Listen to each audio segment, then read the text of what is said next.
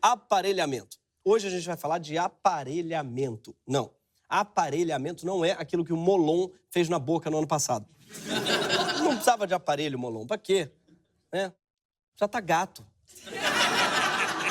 Sabe que parece essa atriz muito bonita que tenta ficar feia pra ganhar prêmio? Sabe? Tipo a Charlize Theron, ou pra fazer nerd, tipo Betty a Feia. Molon, você é a Betty a Feia da política. Você é Gisele Thier da política.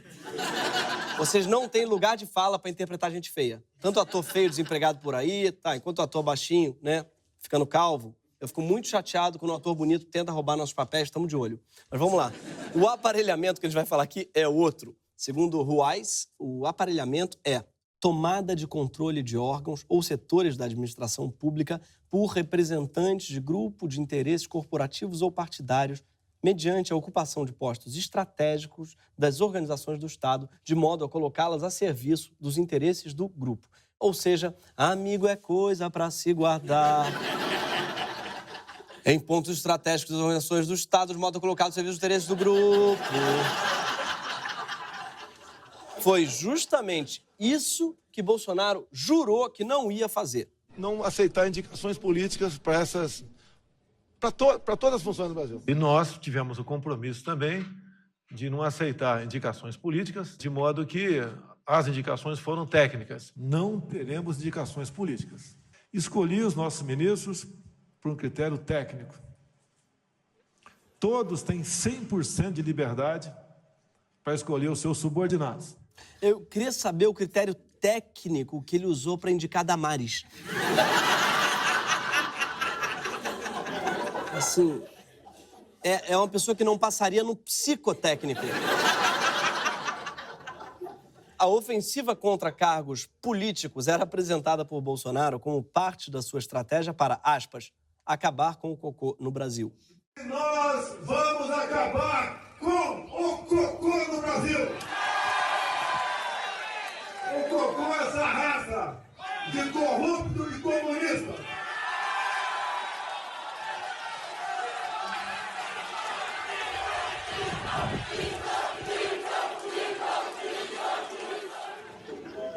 Tá fácil gritar mito, né, gente? Houve uma piada de cocô e grita mito. Mito. Tá foda. Mas tá cada vez mais radical, porque antes podia, dia sim e dia não. Agora tem que acabar isso aí do cocô. Eu adorei também descobrir que o cocô é uma raça. Interessante. Ele tá com uma obsessão com esse assunto. Deve ser porque o Queiroz passava muito cheque, né? Eu acho que tem a ver com isso.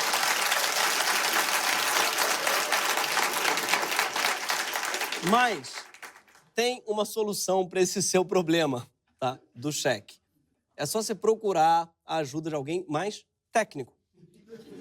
Por exemplo, a diretora e atriz pornô Dread Hot, que faz filmes eróticos conscientes e feministas. Com vocês, Dread Hot. Vou explicar pra você como que faz a famosa chuca. Enfia no cozinho e... ó, até uma aguinha. E faz assim. Aí a água vai entrar, você vai sentir, e aí você segura um pouco. Só um pouquinho. Sei lá, de 5 a 10 segundos. Segura um pouquinho aí. Isso.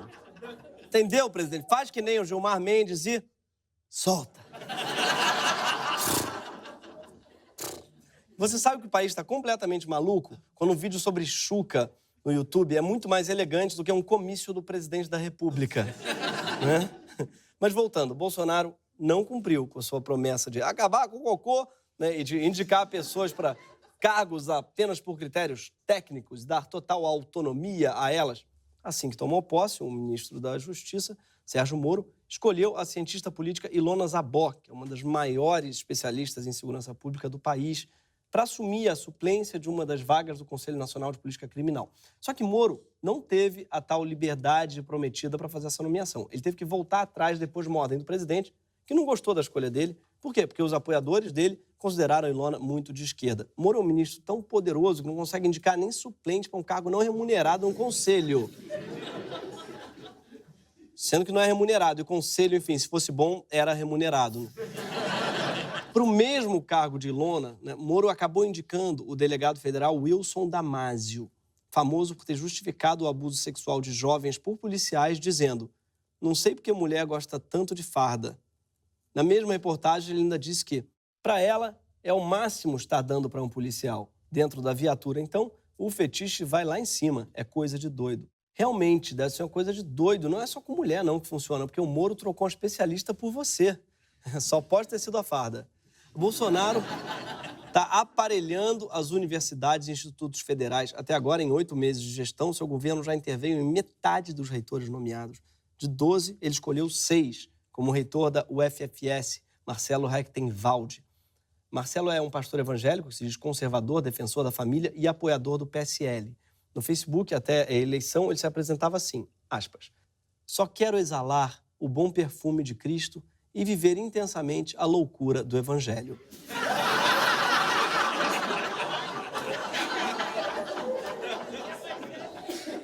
Primeiro, bom perfume de Cristo, depois de 40 dias no deserto? Ou ressuscitando depois de 3 dias? Ele acha que Jesus é o quê? Paco Rabanne para ficar lançando perfume? Resurrection by Jesus. Me vê esse Última Tentazione de Jesus, por favor. Eu também gostei que ele quer viver intensamente a loucura do Evangelho. Uma loucura, é quase um pagode gospel.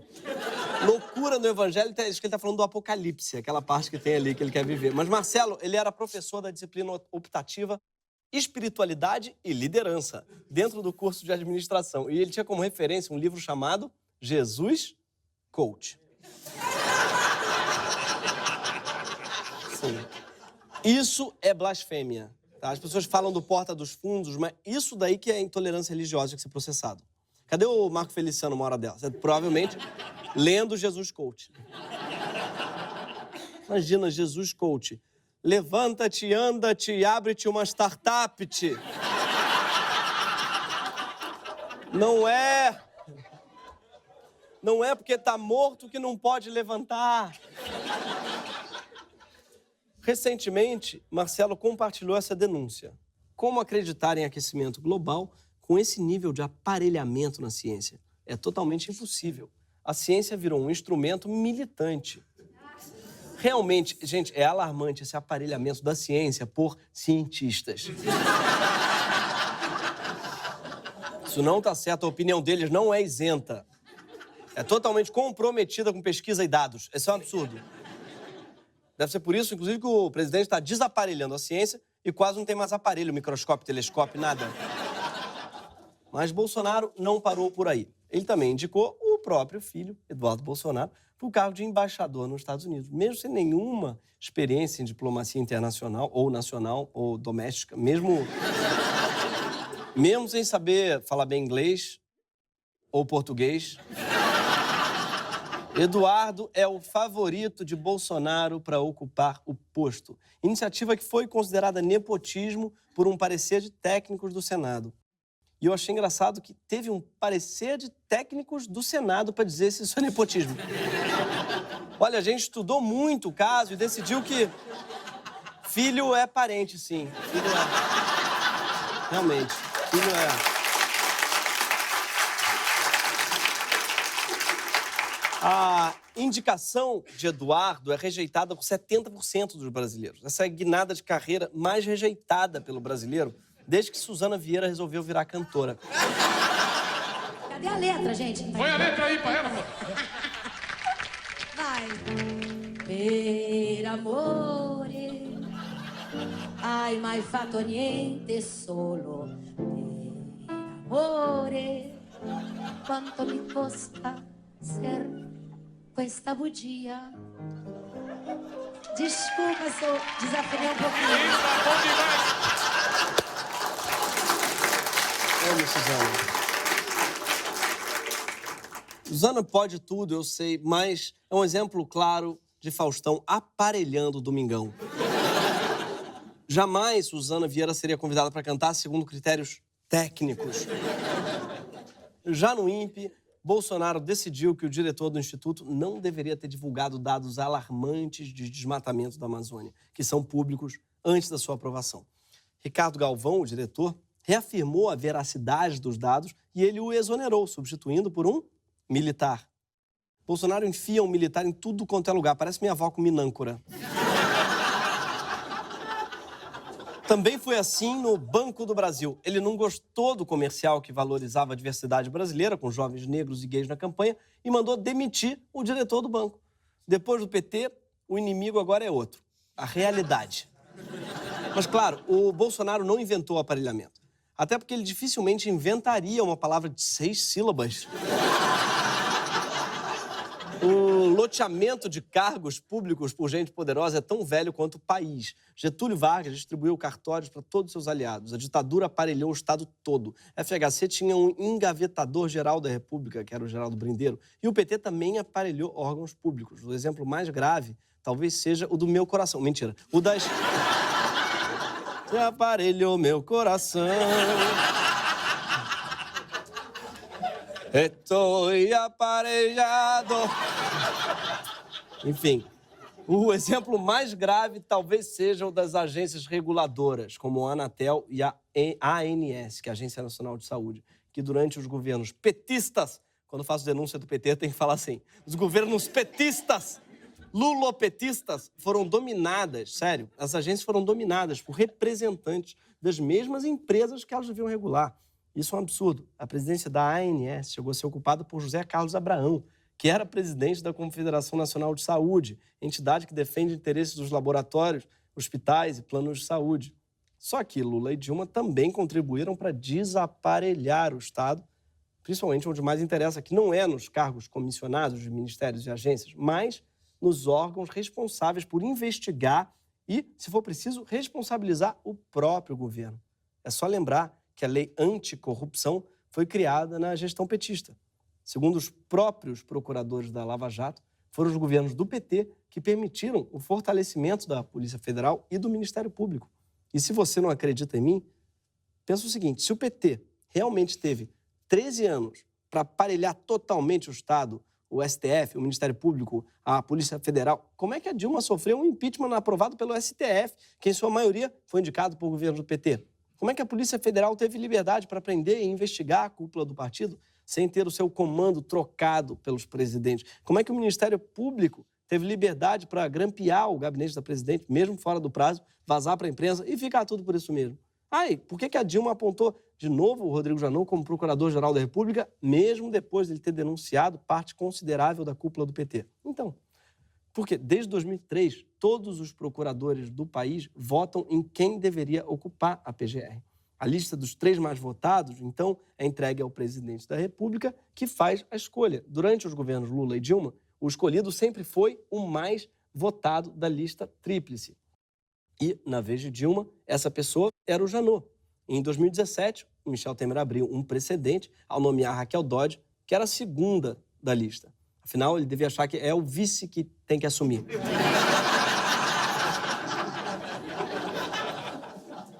E aí que entra a maior diferença entre os governos Lula, Dilma e até Temer e o governo Bolsonaro. Esse mês se encerra o mandato de Dodge na PGR e sabe o que fez o presidente? Pela primeira vez, desde a criação da lista tríplice, ele simplesmente ignorou os 3 nomes mais votados e indicou um subprocurador, o Augusto Aras. Ele fez o Silvio Santos na Casa dos Artistas. Foda-se o voto, eu quero frota. Traz, volta. Mas ele foi eliminado. Volta. Acho que ele aprendeu isso, inclusive, com o próprio Silvio Santos mesmo. Como é que ele justificou o processo de escolha? Com uma analogia com um jogo de xadrez. Você podia dizer que o Moro da Justiça é uma torre, o Paulo Guedes um cavalo, né? E a dama seria quem? Alguém tem ideia? Jesus. Solta. Eu quero ver se vocês são inteligentes. Pô. Quem seria a dama? Qual autoridade seria a dama? Que pode ser um homem, obviamente. O presidente. Não, o presidente é o rei, pô. É o vice, A dama é a PGR. Tá legal? Tá do recado aí? Próxima pessoal. Bom, primeiro faltou o bispo, que todo mundo sabe que é o Edir Macedo. Segundo, entendemos por que ele disse que Paulo Guedes é um quadrúpede. A gente entende, total, super. E terceiro, essa dama, que pode ser um homem, concordamos também. Acho que andou frequentando a Bienal do Livro, né? Bacana, aí, legal a beça, gender fluid. Mas, finalmente, o Procurador-Geral da República não é a dama do xadrez. A dama é quem protege o rei no xadrez. E o PGR é quem coloca o rei no xadrez. E essa diferença é fundamental. A intervenção na PGR é reveladora de algo preocupante. É exatamente nos órgãos de controle que existem justamente para fiscalizar todo mundo, inclusive o governo, e que foram fortalecidos durante as gestões petistas, que o governo Bolsonaro está operando o seu maior aparelhamento, que está sendo o maior aparelhamento da história da nossa democracia. E a gente vai explicar por quê. Há poucas semanas, do nada, Bolsonaro anunciou que ia trocar o superintendente da Polícia Federal no Rio de Janeiro. Não é nem o diretor-geral, não. É um cargo regional. Ele alegou que era por questões de gestão e produtividade, apesar do cara ser comprovadamente produtivo. Em um ano, na gestão de Ricardo Saad, a superintendência da PF no Rio saltou do 24º para o 4º lugar no ranking de desempenho nacional. Com essa intervenção, o Bolsonaro passou por cima do Sérgio Moro, que é o ministro da Justiça e o chefe da Polícia Federal, e do próprio diretor da PF. Tudo isso com uma desculpa ótima, que ele agora dá para tudo. O que eu fiquei sabendo, se ele resolver mudar, vai ter que falar comigo. Quem manda sou eu. Eu tenho o poder de veto, ou você é um presidente banana agora? Depois da mulher fruta, vem aí o presidente banana. Mas não se preocupa, Bolsonaro. Todo mundo sabe que você não é o presidente banana. Você é o presidente laranja.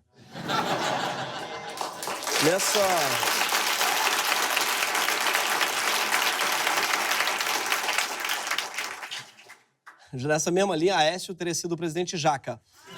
Despenca, faz uns tragos, cheira forte. Cheira forte pra caramba.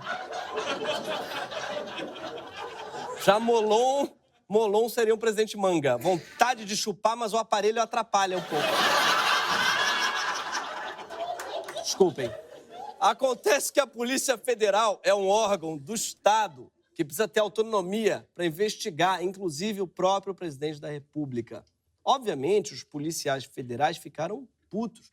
Vale lembrar que o filho de Bolsonaro, Flávio, está sendo investigado por 3 órgãos do Estado. Procuradoria-Geral da República, Ministério Público Estadual do Rio e Polícia Federal, sim, a do Rio. Curioso, né?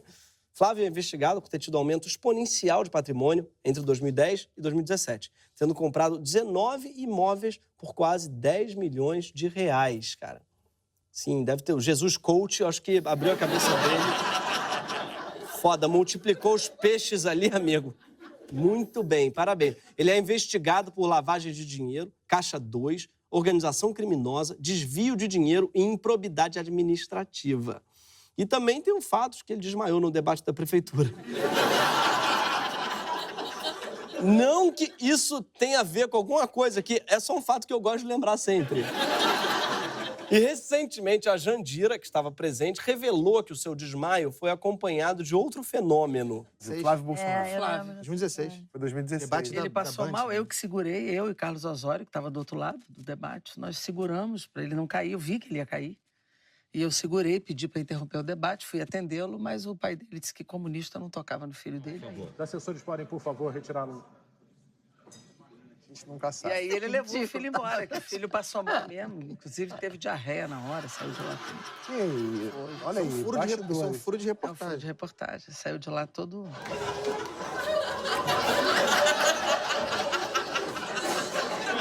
O curioso dia em que o 01 fez 02. Esse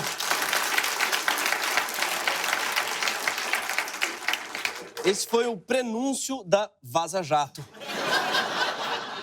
Acho que não foi um hacker que vazou ali, não. E tem que ver isso aí, porque eu acho que esse era dia não, tá?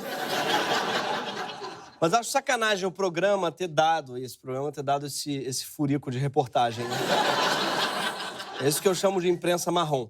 Logo depois, o Bolsonaro tentou intervir também no fisco, ao tentar exonerar o superintendente da Receita Federal no estado e o delegado da alfândega do Porto de Itaguaí. Mais de 200 auditores fiscais também ficaram putos e ameaçaram entregar os cargos. Isso porque o Porto é cercado pela milícia e pelo tráfico no Rio. O que equivale a dizer que o Porto fica no Rio. E é por lá que entram e saem produtos contrabandeados, drogas e armas no país. E o superintendente atual está conseguindo diminuir o uso criminoso do porto. Também é curioso, por que será que um presidente da República quer tirar um superintendente regional da Receita que está conseguindo reduzir a presença de bandidos e milicianos no porto? Só se o presidente fosse amigo de miliciano, mas será, gente? Não é possível. Às vezes ele é até vizinho, mas não dá nem bom dia. Não é todo vizinho que a gente cumprimenta. Ou será que a Receita Federal está investigando não só os seus amigos, mas também seus parentes? No mês passado, Bolsonaro reclamou que a Receita estaria fazendo uma devassa na vida de seus irmãos no interior de São Paulo. Eu não sei vocês, mas eu concordo que não dá para colocar a família Bolsonaro em situação de estresse. Olha o que aconteceu com o Flávio.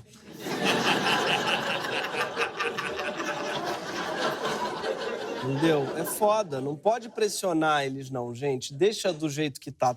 Bolsonaro também interveio no COAF, que é o Conselho de Controle de Atividades Financeiras. O COAF é um órgão de inteligência financeira que investiga coisas como lavagem de dinheiro ou financiamento de terrorismo no país. O COAF recebe, examina e identifica ocorrências suspeitas de atividade ilícita e comunica às autoridades competentes. Só na Lava Jato, o órgão foi responsável por mais de 1.000 relatórios de investigação.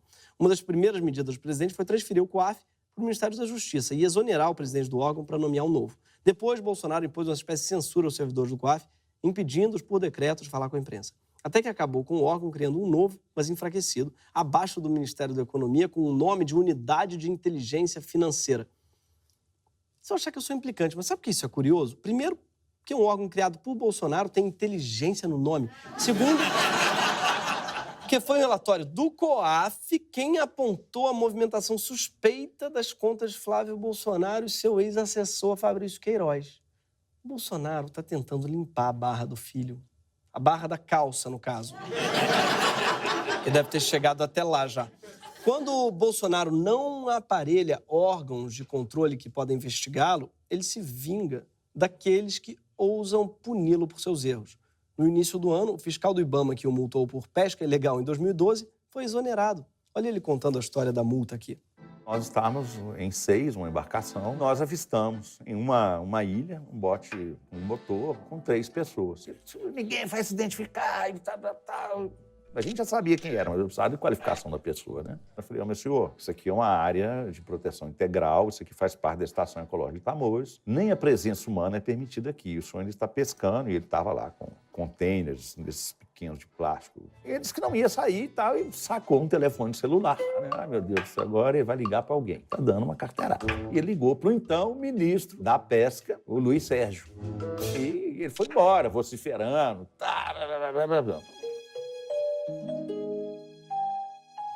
E aquela foto do Bolsonaro de sunga branca? É um privilégio, porque tem gente que não pode usar sunga branca. Sabe quem, por exemplo? O Flávio. Não pode. O mesmo filho que Bolsonaro tenta proteger a todo custo, mesmo que, para isso, ele tenha que enfraquecer todas as instituições do país. E aí que fica claro que a troca do comando da Polícia Federal, o esvaziamento do COAF, a indicação de um procurador aliado fora da lista tríplice, podem ser parte de um objetivo bem mais simples: evitar que a investigação sobre Flávio Bolsonaro avance. E evitar que, de repente, ela chegue, sei lá, nos vizinhos dele no Vivendas da Barra, no Queiroz, no escritório do crime. Talvez todo o aparelhamento promovido por Bolsonaro seja só uma forma de esconder que o filho 01 não consegue se segurar de fazer 02 quando não pode.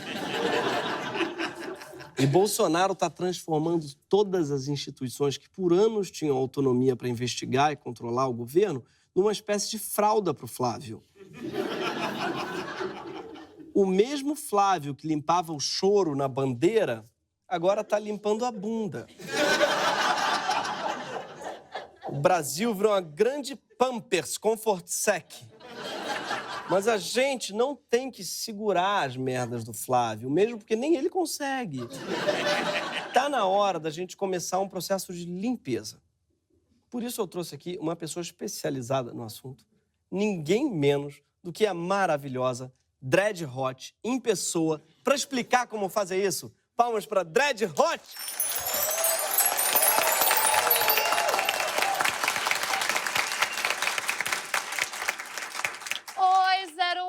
tudo bem?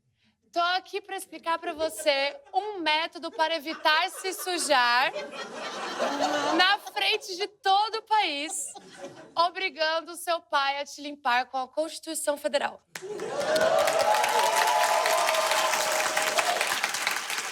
Ao invés de lavar dinheiro, lava o bumbum. Faz número 2, mas não faz caixa 2. Forma homenagem, mas não forma quadrilha. E cuidado com a rachadinha. Para quem não sabe o que é rachadinha, é um fetiche de deputado que leva parte do salário dos funcionários do seu gabinete. Mas, claro, se você digitar rachadinha no Xvideos, vai aparecer outra coisa.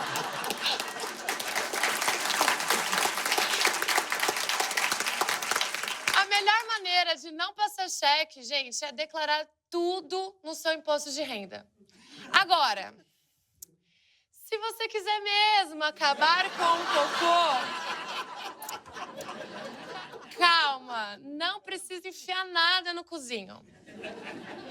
A melhor saída é fortalecer as instituições do Estado Democrático de Direito para evitar a tomada de controle de órgãos ou setores da administração pública por representantes de grupo de interesse corporativo e partidários. Mas, ó, a melhor maneira de fazer a limpeza é começando por você. Todo dia é dia sim. E já que você vai fazer a higiene íntima na região, aproveita para ver se não foi aí que esconderam o Queiroz.